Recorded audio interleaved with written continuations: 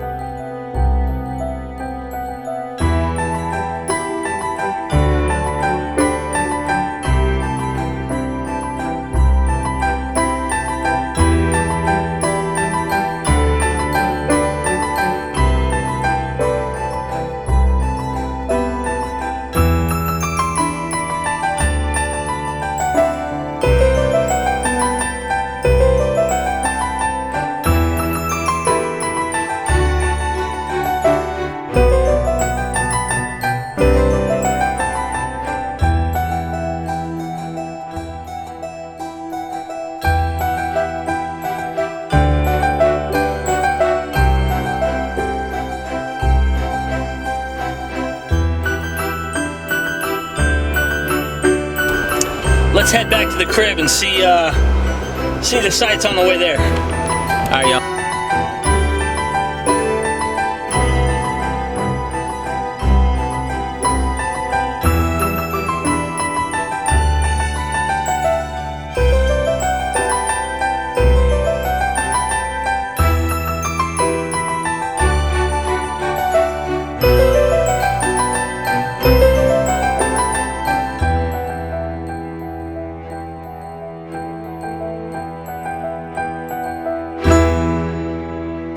What's up, everybody? Derek Lambert here. I changed sides. That's right. I changed teams. I haven't been going to my Starbucks and stuff lately. I went to my Dutch Bros. If you have not had one of these, I love them, man. They're good. I watched that Undercover Bosses show, and I saw the CEO, and dude, he is awesome. He's a cool cat. He really is. So yeah, I go down there and they're really, really nice people, man. Wish I was getting paid for advertising for them. But wanted to say, go ahead and check out my boy, his YouTube channel, Hopeless to Hopeful, okay, Nick. And the dude's all about recovery. It's a smaller channel right now. I think he'll get more people, of course, to come over there and subscribe and check him out. But he was in the Naples, Florida news. And he's got 2 years clean. He went from literally hopeless to hopeful. That is his YouTube channel. And he overdosed, and he ended up, with the help of his father and family, which is always amazing and wonderful. This does not mean you can't do it, by the way, if you don't have family. People have done this. I've heard of the stories.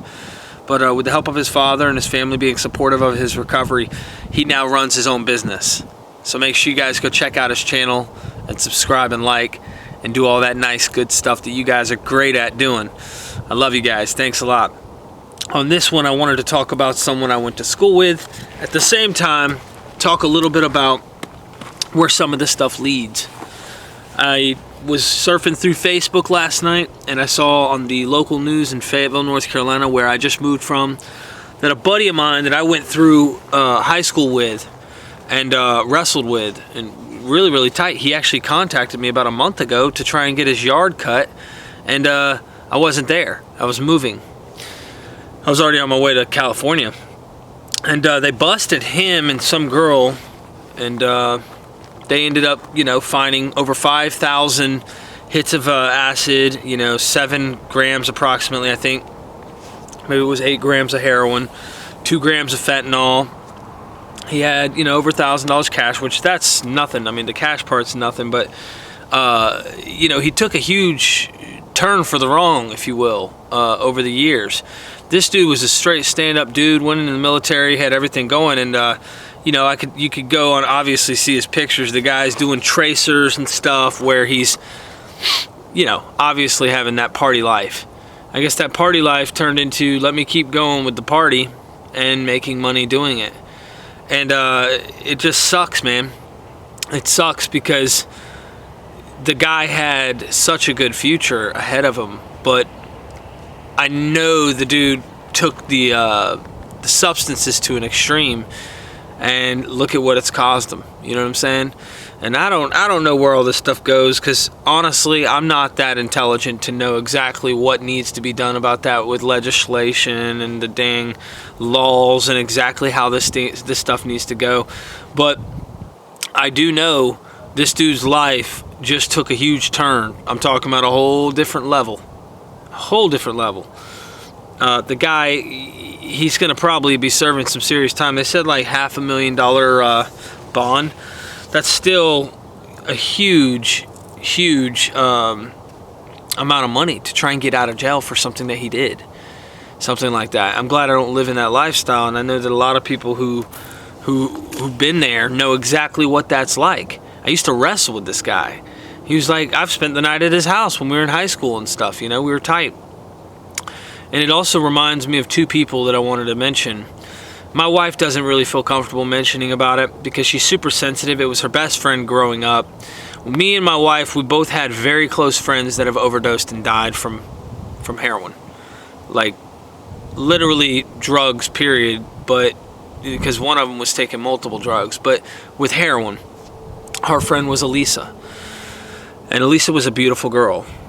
I'll show you the pictures here. Okay, she's a gorgeous girl, best friends of my wife. They grew up friends. I mean, they've been through it all. We've had straight fist fights with them in the front yard to hanging out and partying with her, and then even getting into spiritual things, if you will, with this girl. And then my buddy Matthew Giacone, he died. This was years ago, but he died, and they found him on the beach, you know, washed up. And this guy played baseball with me growing up. I spent the night at his house. He spent the night at my house. You know, we've kissed the same girls in high school. I mean, like, it's just one of those where we were brothers, you know, growing up. We had a bond. And they diagnosed him with schizophrenia at some point during his life, so he had mental illness. On top of that, he had, like, robbed a bank somewhere out in the West, got caught, served, like, 5 years, and when he got out, he hit the ground running again, right off where he left off, if you will.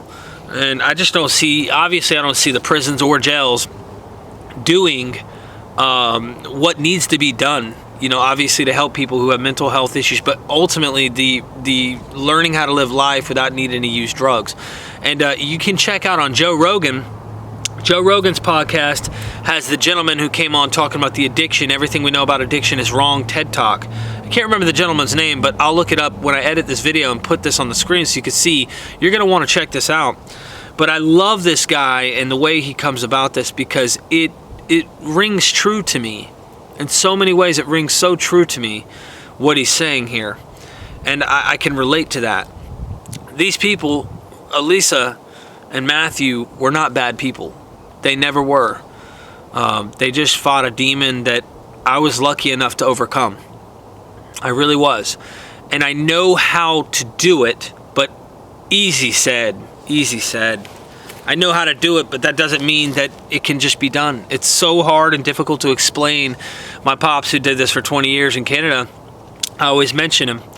But, you know, he still baffles at, how did you do that, Derek? How did you get clean? How did you do it? Because the statistics and just watching people do it. And it was an area that I had to commit to. It just clicked. And when it clicked, I had to follow through and continue to follow through. And you have to keep going. You can't give up. You got to keep going. And it's one of those things where my sister Mana, you know, she was talking to me and she's like, what is it? You know, what is that? What is up with that? Why is it like that? Why is it so difficult?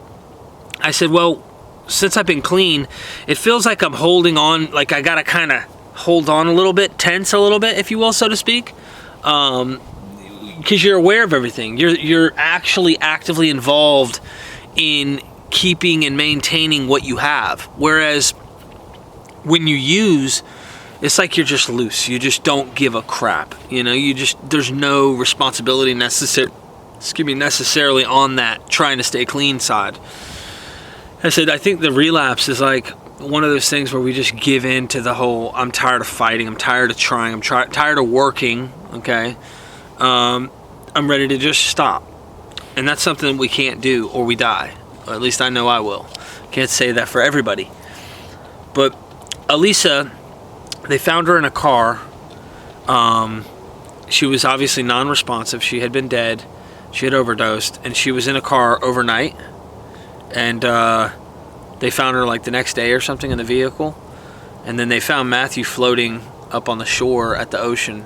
I think North Carolina Ocean or Myrtle Beach, I think, somewhere near there. And these were great people. They struggled with something that we all do. Even non-addicts struggle with these things, you know. But, you know, we'll never forget them. And we want to make a better world. We want to help people. And I really, really appreciate if you would go check out that video that Joe Rogan did on pertaining to the addiction and what that means, because this gentleman talks about prison and jail and how they throw you in a box and stuff. It is not the ideal conditions for recovery. They did an experiment back in the 1970s pertaining to mice, or rat experiment. And they put the rat in a single cage by itself. Of course, it always used and it always died because it overdosed. It used until it died. Well, they did a rat world experiment, and when he put the rats in the world with the other rats and the nice, beautiful little rat world with all the fun toys, none of them overdosed. However, they might have dabbled, but they never really stuck to it. And he was saying how big a environment is important, but not just environment. Because you can be around 1 million people and still feel alone, okay? It's connecting to people. It's about connections, human connection, okay?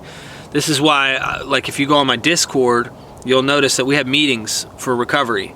People come in there and they want to, you know, get clean. They want to try and stay clean. And that's a good connection place. It's a good start.